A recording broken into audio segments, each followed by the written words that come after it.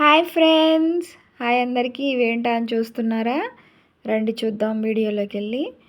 ఇవి బ్రెడ్ బంగాళదుంప రోల్స్ ఎలా చేసుకోవాలో చూద్దాం రండి.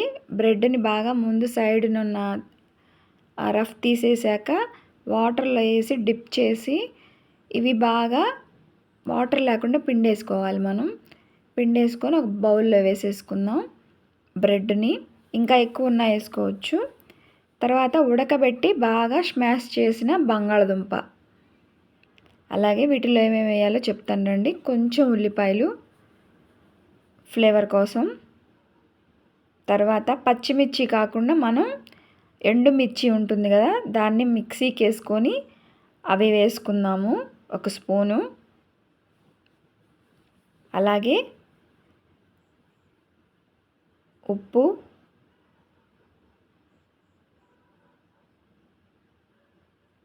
క్యారెట్ తురుము బాగుంటుందండి, అన్నిట్లో వేసుకోండి. కొత్తిమీర, కొంచెం గరం మసాలా, కొంచెం అంటే కొంచెం. తర్వాత ఇవి మిక్సింగ్ అవ్వడానికి మనం కొంచెం కార్న్ఫ్లోర్ వాడుతున్నాము.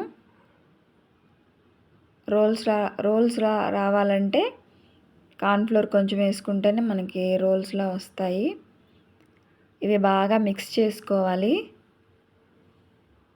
మిక్స్ చేసేసుకొని రోల్స్లా చేసుకొని మనం ఆయిల్లో వేసేసుకోవడమే. ముందుగా ఆయిల్ పెట్టుకున్నాం, హీట్ అవుద్ది అంతలోకి. ఇప్పుడు కొంచెం కొంచెం పిండి తీసుకొని మనం రోల్స్లా చేసుకుందాము. చూపిస్తానండి. ఇలా చేసుకొని రౌండ్ బాల్స్లో అయినా చేసుకోవచ్చు, ఇలా చాక్ పెట్టి కట్ చేసుకోవచ్చు, ఎలా అయినా చేసుకోవచ్చు, మీ ఇష్టము. మీకు ఎలా వీలు కుదిరితే అలా చేసుకోండి. కానీ సూపర్గా ఉంటాయండి తినటానికి. ఇవిగో ఇలా కట్ చేసేసుకొని ఒక్కొక్కటి మనం ఆయిల్లో వేసేసుకోవడమే. చాలా అంటే చాలా బాగుంటుంది. పిల్లలకి సెలవుల టైంలో ఇలా స్నాక్స్లా చేసి పెట్టండి. ఎప్పుడు ఒకేలా కాకుండా కొంచెం డిఫరెంట్గా ఉంటుంది. చూసారా ఎంత చక్కగా ఉన్నాయో? ఇలా చేసిస్తే ఎన్నైనా మీరు వేస్తూ ఉంటే వాళ్ళు తినేస్తూ ఉంటారు. ఇలా మనం చూపించిన పిండి మొత్తం అన్నీ మనం ఇలా డీప్ ఫ్రై చేసేసుకుందాము. ఇలా టోటల్గా ఆయిల్ కూడా పెద్దగా లాగలేదండి.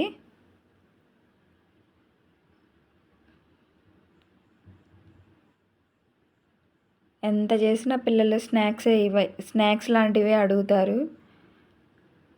ఇలా మొత్తం మనం కలిపింది మొత్తం బ్రెడ్ బంగాళదుంపతో కలిపిన పిండి మొత్తం మనం ఇలా తీసేసుకుందాం. వేసేసుకొని ఇందులో మనం టమాటా సాస్ ఉంటుంది కదా,